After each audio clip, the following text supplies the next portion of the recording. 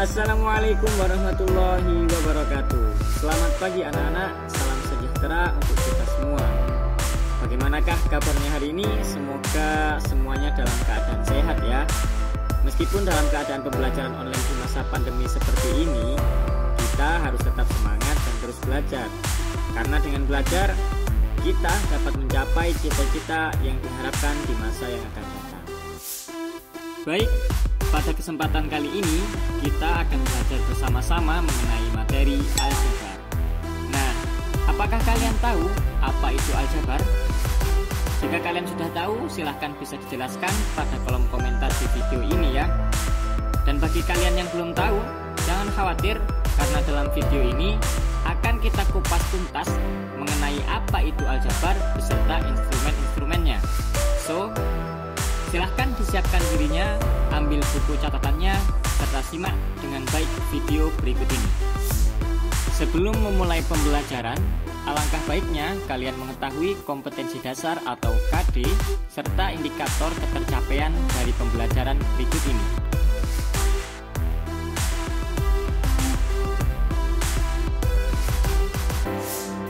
Oke, langsung saja kita menuju kepada pembahasan materi, yaitu aljabar. Aljabar pertama kali dikemukakan oleh matematikawan yang bernama Al-Khwarizmi pada tahun 780 sampai 850 Masehi. Al-Khwarizmi merupakan seorang ahli matematika, astronomi, astrologi, dan geografi yang berasal dari Persia, tepatnya di Kufa, Uzbekistan. Karena pengaruhnya yang besar di bidang aljabar, Al-Khwarizmi dijuluki sebagai Bapak Aljabar. Namun, julukan itu diberikan pula kepada Diophantus, seorang ilmuwan dari Yunani kuno. Lalu, sebenarnya apakah itu aljabar? Untuk mengetahuinya, mari kita simak bersama-sama ilustrasi berikut ini. Suatu hari, Pak Adit pergi membeli buah di pasar. Sesampainya di pasar, dia bertemu dengan Pak Arifin yang juga tengah membeli buah. Lalu terjadilah sebuah percakapan di antara mereka berdua. Selamat pagi Pak Arifin. Selamat pagi Pak Adit. Wah, kelihatannya Pak Arifin membeli banyak sekali buah hari ini. Iya Pak, ini pesanan dari ibu saya. Saya membeli 2 jeruk dan 3 apel hari ini. Pak Adit membeli apa saja? Saya hanya beli 3 apel saja Pak. Dalam percakapan tersebut, terlihat 2 orang yang membeli buah dengan jenis yang berbeda. Pak Arifin membeli 2 jeruk dan 3 apel, sementara Pak Adit hanya membeli 3 buah apel saja. Sehingga dapat kita tuliskan menjadi seperti berikut ini. Selanjutnya, kita akan misalkan buah jeruk menjadi X dan buah apel menjadi Y. Sehingga bentuk yang sudah kita tuliskan tadi dapat diubah menjadi bentuk berikut ini. Dan kedua bentuk inilah yang dinamakan dengan bentuk aljabar. Dari ilustrasi yang sudah kita simak bersama-sama, maka dapat didefinisikan bahwa aljabar merupakan salah satu cabang dari ilmu matematika yang mempelajari tentang struktur, relasi, dan kuantitas. Dalam aljabar umumnya memanfaatkan simbol-simbol yang biasanya berupa huruf guna mendeskripsikan bilangan secara umum sebagai alat penyederhanaan dan media yang berguna untuk menyelesaikan sebuah permasalahan. Sementara bentuk aljabar didefinisikan sebagai sebuah bentuk matematika yang disajikan berupa simbol huruf yang mewakili suatu bilangan tertentu yang belum diketahui nilainya. Bentuk aljabar dapat dimanfaatkan untuk memecahkan sebuah permasalahan yang ada di kehidupan sehari-hari. Berikut ini merupakan beberapa contoh dari bentuk aljabar lainnya. Bentuk aljabar terdiri dari beberapa unsur-unsur. Untuk memahami unsur-unsur tersebut, maka silakan perhatikan uraian berikut ini. Unsur yang pertama adalah variabel. Variabel merupakan suatu simbol yang menggantikan suatu bilangan yang belum diketahui nilainya dengan pasti. Variabel juga dikenal dengan sebutan peubah. Variabel sering disimbolkan dengan huruf kecil seperti A, B, C, dan seterusnya hingga Z. Misalnya dalam bentuk aljabar yang telah dicontohkan di atas, maka huruf X dan Y merupakan sebuah variabel. Unsur yang kedua adalah koefisien. Koefisien merupakan bilangan yang melekat pada suatu variabel. Misalnya dalam bentuk aljabar yang telah disebutkan di atas, maka koefisien dari X adalah 2 dan negatif 6. Sedangkan koefisien dari variabel Y adalah 4 dan 5. Unsur yang ketiga adalah konstanta. Konstanta ialah suku dari suatu bentuk aljabar yang berupa bilangan dan tidak terdapat sebuah variabel. Misalnya dalam bentuk aljabar yang telah dicontohkan di atas, maka 3 disebut dengan konstanta. Berikutnya adalah suku sejenis dan suku tak sejenis. Suku merupakan suatu variabel beserta dengan koefisiennya atau konstanta pada bentuk aljabar yang dipisahkan oleh operasi penjumlahan atau pengurangan. Adapun suku sejenis ialah suku yang mempunyai variabel serta pangkat pada setiap variabel yang sama. Misalnya pada contoh yang telah disebutkan, maka suku sejenisnya adalah berikut ini. Sementara suku tak sejenis merupakan suku yang memiliki variabel serta pangkat pada setiap variabel yang tidak sama. Misalnya pada contoh yang telah disebutkan, maka suku tak sejenisnya adalah berikut ini. Agar lebih paham mengenai unsur-unsur aljabar serta menambah kemampuan berpikir kritis kalian, mari kita mencoba untuk mengerjakan soal berikut ini bersama-sama. Pak Joko membeli beberapa barang di sebuah toko aksesoris pakaian. Pak Joko membeli sebuah sepatu berwarna kuning. Kemudian beliau juga membeli sepasang kaos kaki serta 2 pasang sandal. Tuliskan bentuk aljabar dari soal cerita tersebut. Kemudian identifikasilah unsur-unsur yang ada pada bentuk aljabar yang telah kalian tuliskan. Untuk menjawab persoalan di atas, pertama-tama marilah kita tuliskan informasi yang ada pada soal.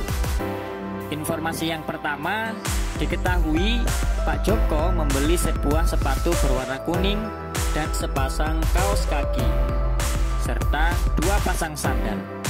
Kemudian yang ditanyakan oleh soal adalah tuliskan bentuk aljabar dan unsur-unsur yang ada pada bentuk aljabar yang telah kalian tuliskan tersebut. Kemudian untuk menjawab soal tersebut, pertama-tama kita harus menuliskan bentuk aljabar sesuai dengan informasi yang ada pada soal. Pertama, Pak Joko membeli sebuah sepatu berwarna kuning. Dapat kita tuliskan sebagai berikut. Kemudian beliau juga membeli sepasang kaos kaki. Dapat kita tuliskan sebagai berikut. Terakhir, Pak Joko juga membeli 2 pasang sandal. Dapat kita tuliskan sebagai berikut. Perlu diingat bahwa ketiga benda tersebut merupakan benda yang berbeda, sehingga kita akan misalkan ketiga benda tersebut dengan variabel yang berbeda juga. Kita akan misalkan sepatu berwarna kuning dengan huruf A, kemudian sepasang kaos kaki dengan huruf B, kemudian kita misalkan sandal dengan huruf C, sehingga bentuk yang kita tuliskan tadi menjadi seperti berikut ini. Perlu dicatat bahwa apabila bilangan koefisien dari suatu bentuk aljabar adalah bilangan 1, maka bilangan tersebut boleh tidak dituliskan, sehingga bentuk aljabarnya menjadi seperti berikut ini. Setelah kita menemukan bentuk aljabar dari soal cerita tersebut, selanjutnya kita akan menganalisis unsur-unsur yang ada pada bentuk aljabar yang telah kita tuliskan. Unsur yang pertama adalah variabel. Setelah kita mengetahui bahwa variabel merupakan suatu simbol yang menggantikan suatu bilangan yang belum diketahui nilainya dengan pasti, maka variabel yang ada pada bentuk aljabar di atas adalah sebagai berikut. Berikutnya adalah koefisien. Setelah kita ketahui bersama bahwa koefisien merupakan bilangan yang melekat pada suatu variabel, maka koefisien yang ada pada bentuk aljabar di atas terbagi menjadi 3, yaitu yang pertama, koefisien dari variabel A adalah 1. Kemudian yang kedua, koefisien dari variabel B adalah 1. Dan yang terakhir, koefisien dari variabel C adalah 2. Selanjutnya adalah konstanta. Konstanta ialah suku dari suatu bentuk aljabar yang berupa bilangan dan tidak terdapat sebuah variabel. Sehingga pada bentuk aljabar di atas tidak ditemukan sebuah konstanta. Berikutnya, suku sejenis. Suku sejenis merupakan suku yang mempunyai variabel serta pangkat pada setiap variabel yang sama. Sehingga pada bentuk aljabar di atas tidak ditemukan sebuah suku sejenis. Unsur yang terakhir adalah suku tak sejenis. Suku tak sejenis merupakan suku yang memiliki variabel serta pangkat pada setiap variabel yang tidak sama. Adapun suku tak sejenis yang ada pada bentuk aljabar di atas adalah sebagai berikut. Selanjutnya, kita akan belajar mengenai operasi hitung pada bentuk aljabar. Yang pertama, penjumlahan dan pengurangan pada bentuk aljabar. Dalam bentuk aljabar, operasi penjumlahan dan pengurangan hanya bisa dikerjakan pada suku-suku yang sejenis atau memiliki variabel yang sama. Jumlahkan atau kurangkan bilangan koefisien pada suku-suku yang sejenis. Contohnya, pada bentuk aljabar berikut ini. 2x ditambah 4y dikurangi 6x ditambah 5y ditambah 3. Maka menghasilkan negatif 4x ditambah 9y ditambah 3. Ingat kembali apa yang sudah kita pelajari bahwa sepatu berwarna kuning berbeda dengan sepatu berwarna biru. Sehingga apabila terdapat variabel A, maka tidak sama dengan variabel A kuadrat. Sehingga pada bentuk aljabar 3A ditambah 2A kuadrat tidak dapat dilakukan pengoperasian penjumlahan karena variabelnya berbeda. Begitu pula dengan bentuk aljabar 2A ditambah 3A kuadrat dikurangi 5A pangkat 3 ditambah 4A kuadrat B dikurangi 2AB tidak dapat dilakukan pengoperasian karena setiap variabelnya berbeda. Operasi yang berikutnya adalah perkalian suatu konstanta dengan bentuk aljabar. Perlu diingat lagi bahwa dalam perkalian bilangan bulat berlaku sifat distributif perkalian pada penjumlahan, yaitu X dikalikan dengan Y ditambah Z sama dengan X dikali Y ditambah X dikali Z. Dan sifat distributif perkalian terhadap pengurangan yaitu X dikalikan Y dikurangi Z sama dengan X dikali Y dikurangi X dikali Z. Untuk setiap bilangan bulat X, Y, dan Z, sifat ini berlaku juga pada perkalian dalam bentuk aljabar. Misalnya pada contoh bentuk aljabar berikut ini. Operasi pada bentuk aljabar berikutnya yaitu perkalian dan pembagian dua bentuk aljabar. Dalam menyelesaikan operasi perkalian dan pembagian dua bentuk aljabar, kita bisa menggunakan sifat distributif perkalian pada penjumlahan seperti perkalian sebuah konstanta pada bentuk aljabar yang sudah kita pelajari barusan. Selain itu, jika A dibagi B sama dengan C, sama artinya dengan A sama dengan B dikalikan C. Untuk lebih memahami terkait operasi bentuk aljabar, silakan disimak contoh pembahasan soal berikut ini. Pada hari Senin, Nana pergi ke sebuah toko peralatan sekolah. Di sana, Nana membeli 4 buah buku tulis dan 2 buah pensil.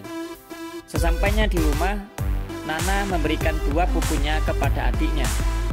Kemudian, pada sore hari, Nana kembali ke toko tersebut dan membeli 3 buku serta 5 pensil. Jadi, berapakah total buku tulis dan pensil yang dimiliki Nana saat ini? Untuk menjawab soal tersebut, pertama-tama kita akan menuliskan bentuk matematika dari persoalan tadi.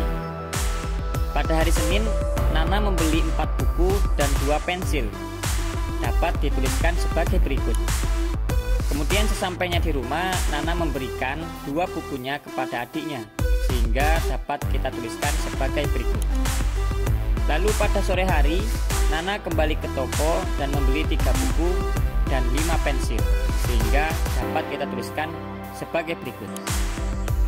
Untuk mengoperasikan bentuk aljabar di atas, maka terlebih dahulu kita kelompokkan buku dengan buku serta pensil dengan pensil. Karena buku dan pensil merupakan benda yang berbeda, sehingga bentuk tersebut dapat kita tuliskan menjadi sebagai berikut. Selanjutnya, kita akan mengganti atau memisalkan buku menjadi X dan pensil menjadi Y, sehingga bentuk yang sudah kita kerjakan bersama tadi menjadi seperti berikut ini.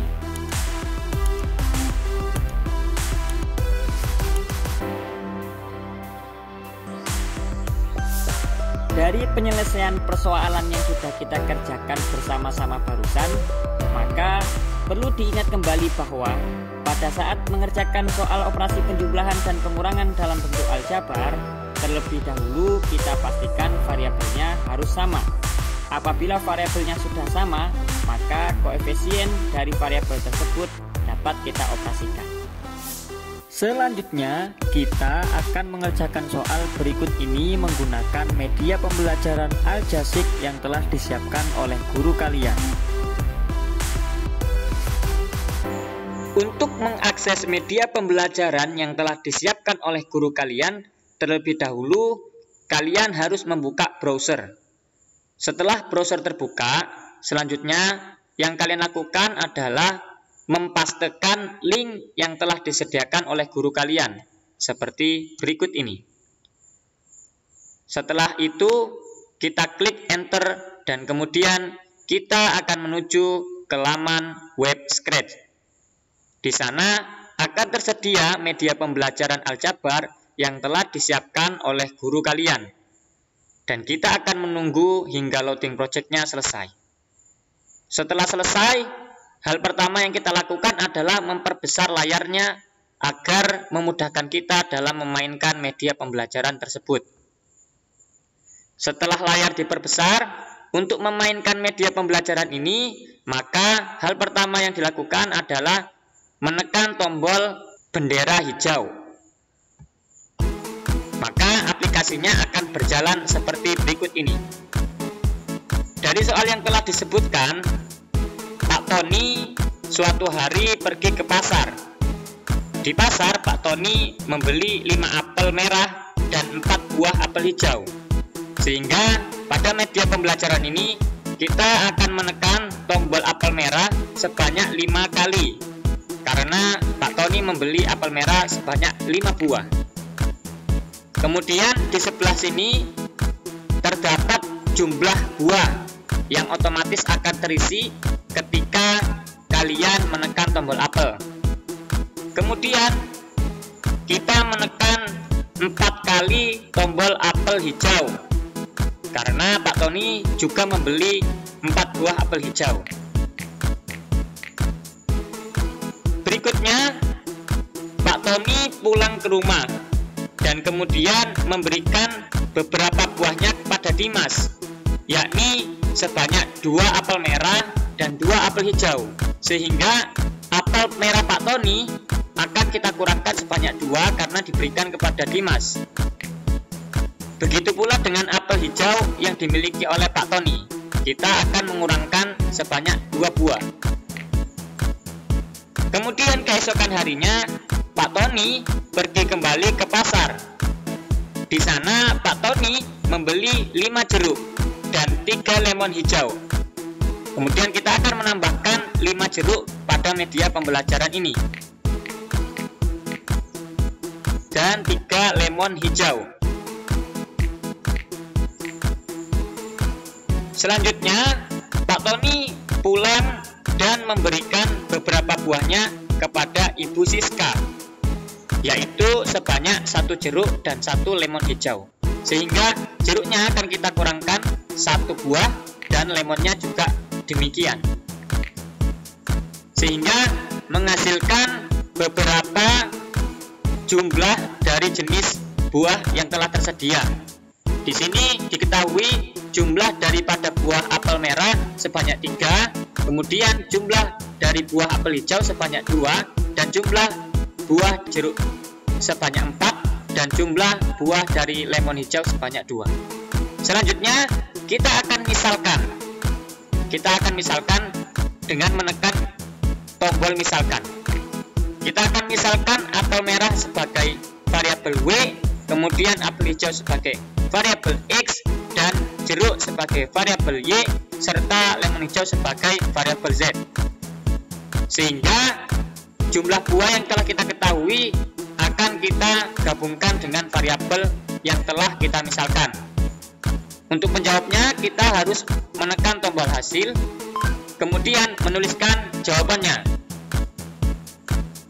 Dan jawabannya adalah 3W ditambah 2X ditambah 4Y ditambah 2Z. Kemudian kita tekan tombol centang yang berada di pojok kanan bawah ini.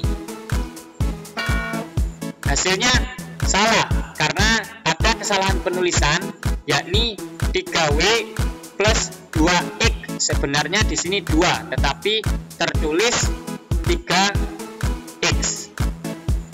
Sehingga kita akan mengulangi hasilnya.